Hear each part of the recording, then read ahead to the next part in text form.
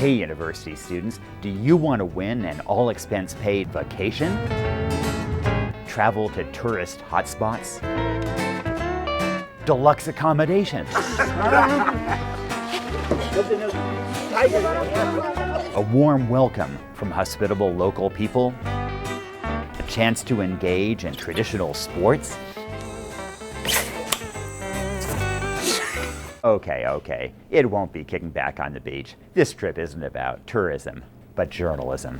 And there's a brothel right there, right? I'm Nicholas Kristof. I'm a columnist for the New York Times. I write about and visit some of the toughest neighborhoods on Earth, and I'd like to invite you to join me. For the fourth time, I'm holding a win-a-trip contest to choose a student to travel with me to Africa. My aim is to help focus attention on the problems of global poverty and on the remedies as well. On the first trip, I traveled with a Mississippi student named Casey Parks. I'm not a girly girl, but I'm not exactly a seasoned hiker like Nick Kristof. Now, Casey had never been outside the U.S. before. We encountered gorillas and elephants in the Central African Republic. Our vehicle was stopped by armed bandits on a remote track. And most poignant of all, we tried to help a mother of 3 dying in childbirth.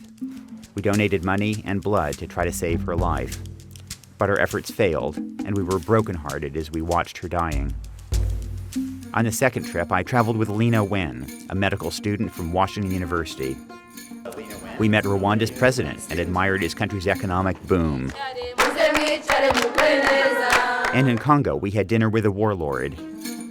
And what do you call a warlord? Mr. Warlord? Your honorable warlord? And then met people starved by the depredations of his soldiers. For the third trip, I traveled with Paul Bowers of the University of South Carolina. We reported on pneumonia in Senegal, trachoma and other causes of blindness in Guinea, and the tentative rise of Liberia from the ashes of conflict. I think in the end, what we're looking for is the truth, and sometimes the truth is tough to talk about.